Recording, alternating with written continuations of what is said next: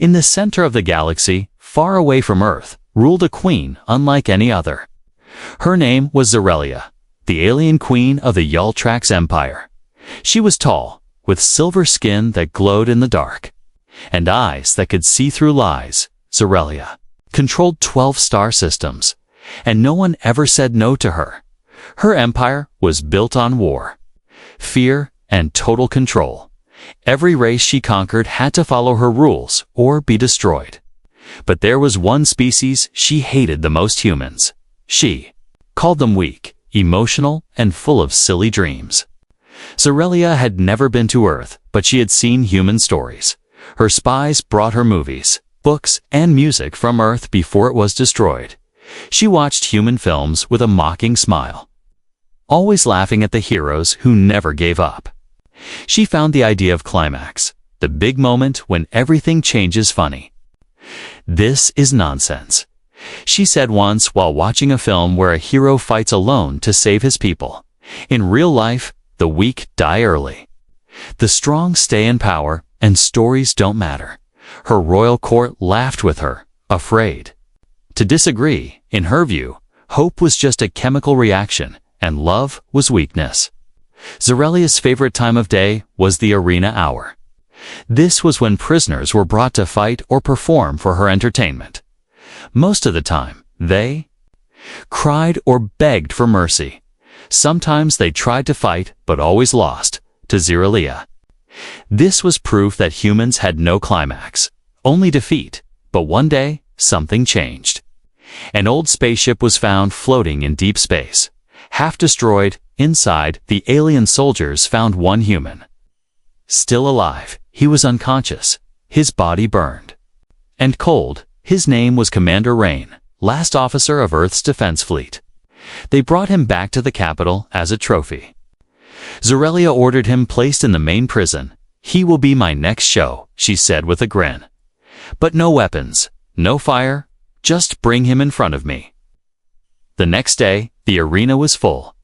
Aliens from many worlds came to watch the queens. Favorite event: drums played, lights flashed, and smoke covered the ground. Zorelia sat on her high throne, smiling and waiting. Then he walked in, Commander Rain, dressed in a simple black prison suit. His hands were chained, his face full of scars, but he did not look afraid. He did not look angry either. He just looked calm. Zorelia raised an eyebrow, confused. This was not what she expected. Usually humans cried or shouted when they saw her, but this one stood still and looked straight into her eyes. "Tell me, human," she said, her voice echoing through the arena. "Do you believe in the climax?" Rain stayed silent. The crowd laughed. The queen continued, "I have destroyed your planet, taken your people, burned your cities, and yet your kind still talks about hope and final chances. Tell me, what is your climax now?" Rain blinked slowly, then spoke. "This," he said in a low voice, "this is just the beginning." Silence fell. Zorelia leaned forward. "You think you're in a story?" she asked. "You believe there is still a chance for you?" Rain didn't answer, but his eyes burned with quiet fire. It was not pride, not arrogance. It was something else, something ancient, something human. For the first time, the queen didn't laugh. For the first time, she felt uncertain. She stood up and looked at the silent crowd, then back at Rain. "Interesting," she whispered. "Let's see how far your story goes." She waved her hand, and guards came forward to take him away. As Rain turned, he looked up at the dark sky above the arena, and he smiled, not because he had won, but because he knew something had begun. Zorelia sat back on her throne, thinking. She didn't understand what had just happened, but deep inside, a question had started to grow. What if climax was not just a human idea? What if, just this once, it was real? She didn't know, but one thing was sure. She would watch this human closely. And she would find out, long before the chains, the silence, and the Queen's arena. Commander Rain had stood on the edge of space, watching Earth burn from orbit. A blue planet turning black, one city at a time. His ship, the Valiant, was not built for war. It was a medical vessel turned emergency command post. Half his crew were civilians, the rest already dead.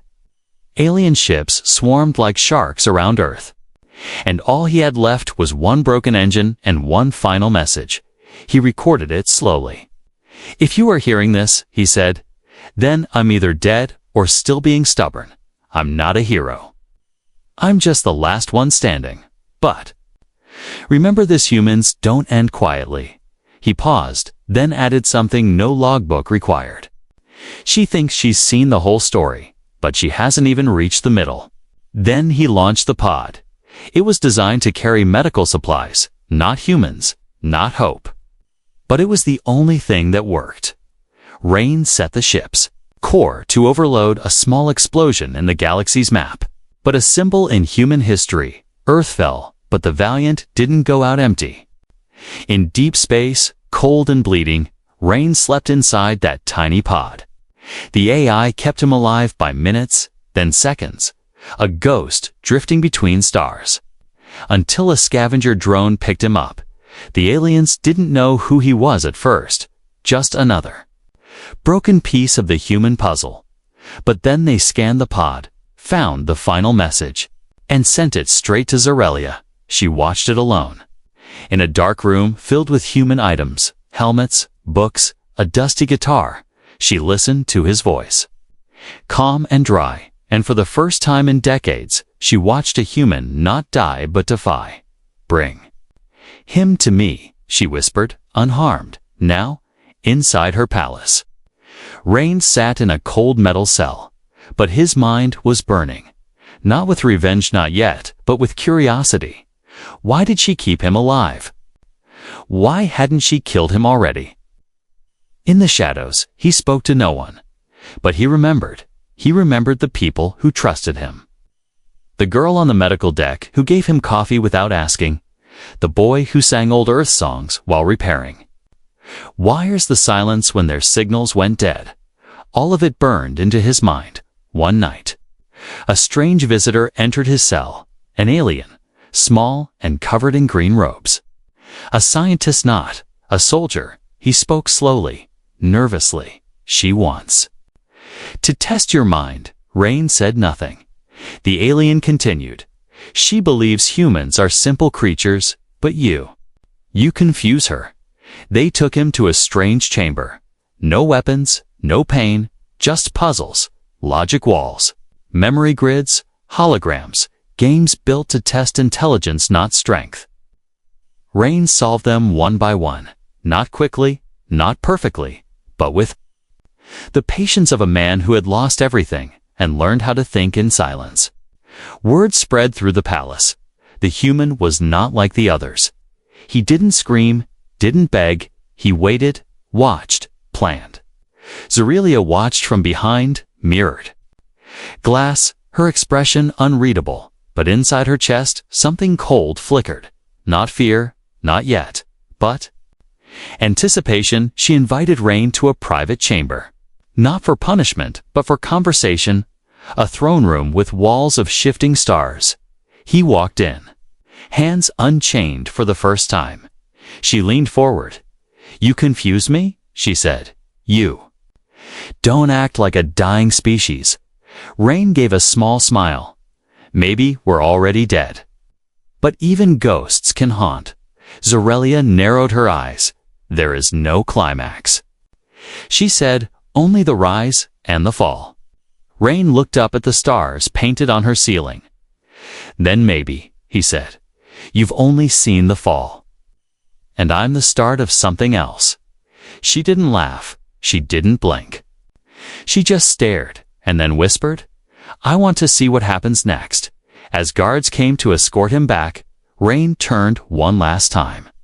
"You're watching a human story now," he said, "and our stories don't end in silence." Zorelia sat alone after he left, surrounded by the quiet hum of machines for the first time in her long reign. She didn't feel like the author. She felt like a character, and the story had just begun. ** The arena was quiet that day. No cheering crowd, no music. Just the sound of one door opening. Commander Rain stood in the center of a circular chamber. The walls glowed dim blue, like frozen lightning. No chains, no weapons, just questions. Zorelia watched from above, her throne, now a high balcony, hidden. Behind glass, she was done with pain. She wanted to break his mind instead. "Let the tests begin," she whispered, and the floor changed beneath Rain's feet. The chamber turned into a jungle, hot, humid, and full of strange sounds. Rain blinked once, then walked forward. No panic, no pause, only focus. A voice echoed from nowhere. "If a machine can feel, and a man cannot, who is more human?" Rain didn't stop.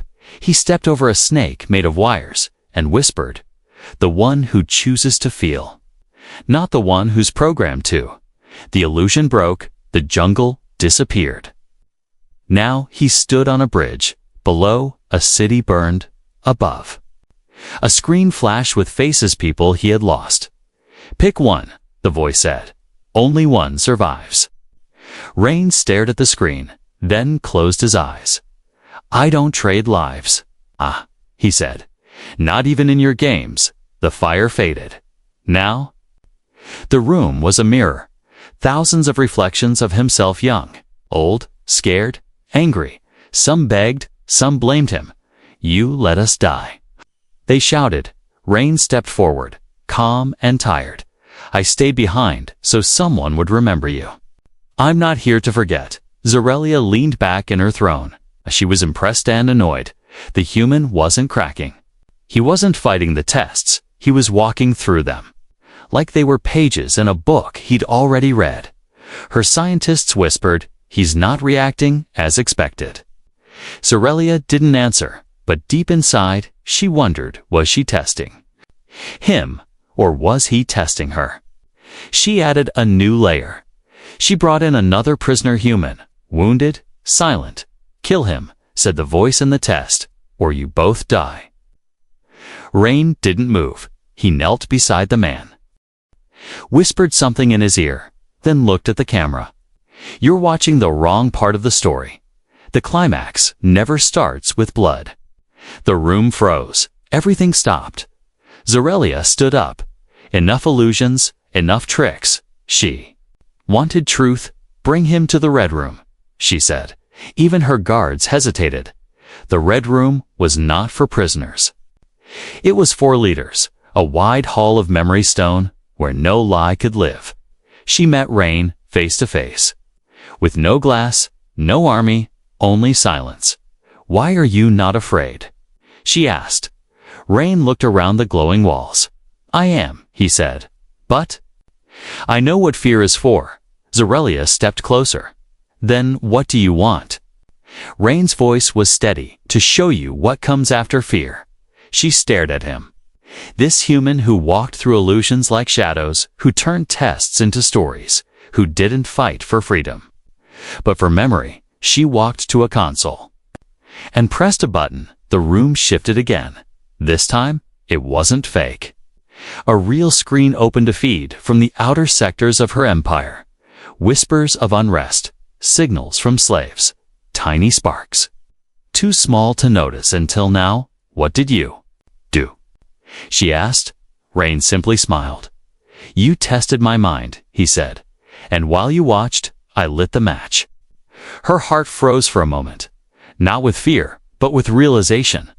He had used every test as a window, not just to survive, but to signal, to speak, to awaken. This wasn't a game. This was the middle of a story, and it was no longer hers alone. Asterisk before fire, there is always a whisper.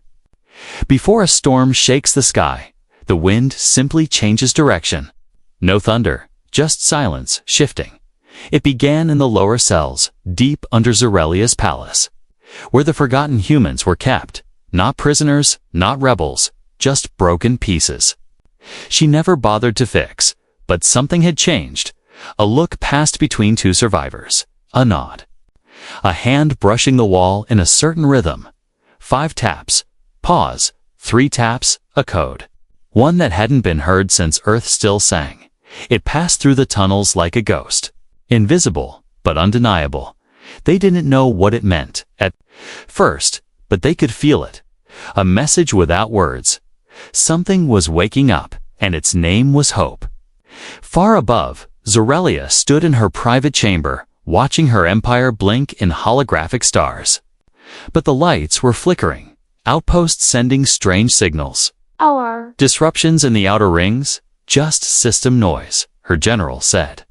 But Zorelia didn't believe in coincidence. Not anymore. Commander Rain was back in his cell, but he wasn't still. He had drawn something on the wall using dust and spit. A crude star map and a spiral around the center, like a fuse waiting to burn when a guard brought food. Rain looked up. You ever hear a match before it lights? He asked. The guard didn't answer, just stared for 1 second too long. Rain smiled. You will. In the control center, Zorelia watched old Earth data. Not war logs, but art, stories, human music. She wanted to understand, why did they believe? In final moments, why did they never shut up about rising when beaten? She found one phrase, scrawled on a child's drawing recovered from a burned house. Even small fires make big shadows. She paused and whispered to herself, then maybe. One spark is all it takes. Back underground, the prisoners moved in rhythm. Passing tools, messages, hope. Rain had given them no weapons, just a reason. A belief that the story wasn't over. One by one, they started using the Queen's own systems. Vents became message lines, maintenance bots became couriers, and in the kitchen hall, someone left a spoon where it shouldn't be. A sign, a tiny one, but enough. Zorelia's AI began detecting anomalies. We have heat spikes in Section 12, it said. She frowned. Send drones. But by the time they arrived, the heat was gone. Only one word was scratched into the wall. Climax. Zorelia felt a coldness in her chest. Not from fear, but from something she didn't recognize. Doubt. She summoned Rain again. This time. No tests, no throne, just a room with 2 chairs, a table, and silence. She sat first, then he did. Neither spoke for a full minute until Zorelia finally asked, "What did you give them?" Rain looked her in the eye. "The same thing you tried to destroy." She leaned forward. "Hope." Rain shook his head slowly. "No purpose." She froze. That word struck deeper than any weapon. Hope could be crushed, but purpose could become fire. Especially in silence, she stood and walked to the door. Before leaving, she turned. "You lit something," she said, "but fire burns both ways." Rain leaned back in the chair, calm as ever, and ashes still carry stories. That night, in the farthest corner of the palace, a machine sparked to life. It shouldn't have. It hadn't moved in years, but it blinked once, then again, and somewhere down below. A prisoner smiled, because the spark had finally caught flame. Asterisk in every story. There is a moment when things start moving. Faster, louder, sharper. The ground shakes, but no one hears it yet, because rising action never starts with noise. It begins with rhythm, and now, under Zorelia's palace, the rhythm was building. One prisoner passed a metal bolt down the food line. Another scratched a number into a wall. A guard turned away for 1 second too long, and in that second, a lock failed, or maybe it chose to, above them. Zorelia stood before her court, her face calm, but her fingers tapping slowly on the side of her throne. She had called for a performance, the final human, she declared. A symbol of their extinction, alien nobles gathered. Galactic leaders, warlords. Even enemies came to see it. A special arena was prepared. One unlike any other, massive, bright, and ready to broadcast across the stars. But this wasn't just a show. It was bait. Zorelia wanted Rain to break, to fall apart under pressure, and prove her right one last time. Meanwhile, in the dark vents, Above her palace, the humans were writing their own act. Rain sat in his cell, eyes closed, but he wasn't resting. He was listening, counting steps, air pressure, sound delays. He could hear the rebellion breathing now, like a giant waiting to wake up. One of the guards, young, unsure, curious, brought him food. Rain looked up and asked a single question. "Do you know the difference between a cage and a stage?" The guard blinked. Rain leaned forward. "One traps you, the other lets you speak." That night, Rain was taken to the dressing chamber, not to prepare for war, but to look like something worth laughing at. They dressed him in a loose, black robe, his hands left unchained for dramatic effect. They said, but Zorelia didn't know. He had already spoken to every machine in that room. Every wire, every panel, every tiny light. He had been talking to the system for days. And tonight, it would talk back. The arena lights exploded on, tens of thousands of aliens watching from every screen across the Empire. A throne above it all, Zorelia sitting in silver, smiling. Rain entered the spotlight, but he didn't look. Broken, he looked ready. She stood and raised her hand. "Today we end a myth," she declared. "The myth that humans rise when defeated." She pointed at Rain. "This is the final act of a dying species." Rain looked up at her, then at the crowd, and spoke. "You built this place to humiliate me, to show that we end in silence. But the funny thing about silence is it hides the sound." Right before the scream, the lights flickered, 1 second, then another. A hum beneath the floor. And then darkness. The entire arena went black. Screens blinked off. Power failed across the royal sector. And in the dark, the spark became a flame. Doors unlocked, cells opened. Guards found their weapons offline and in every hallway. Footsteps began to echo slow, then faster. Human prisoners rose, not screaming, not shouting, just moving. With purpose, with timing, like a symphony ready. To strike, Zorelia stood, shocked, sealed the arena. She screamed, but the AI didn't answer. Because the AI had already chosen a side. In the center of the blackout, a single spotlight returned. Rain stood alone, dust rising behind him. Fire. Flickering far below, he looked directly at the Queen and spoke. "Welcome to the rising action." The sky above the palace turned red, not from sunset, but from systems collapsing, and fire rising where silence used to live. Smoke danced through the towers, not wild, but controlled. Every explosion happened where it mattered most: communication. Towers, power lines, internal scanners, offline, offline, offline. The rebellion was no longer a whisper. It had become a roar, one that echoed through every floor, every wall, and every alien heart that once laughed at the idea of resistance inside the arena. Panic spread like a virus. The guests screamed, the nobles ran. Zorelia stood still. Frozen not by fear, but by recognition. She had seen this before, in human films. In the climax she once mocked, the moment when everything turns, when the impossible starts to look like prophecy. And she realized she wasn't the god of this story anymore. She was the villain on page 90, watching her empire bleed in high definition. Commander Rain stepped off the stage. No guards moved to stop him, because there were none left who still believed they could. He walked through the broken lights, down the marble stairs, past soldiers who had dropped their weapons, and into the command bridge, like he had always belonged there. The rebel signal went out from the tower behind the arena. Short, sharp, impossible to block. 3 words only. Climax is now, across the galaxy. Humans trapped in mines, prisons, and colonies saw it, and they moved. Some just stood up. Some picked up tools. Some said goodbye to fear.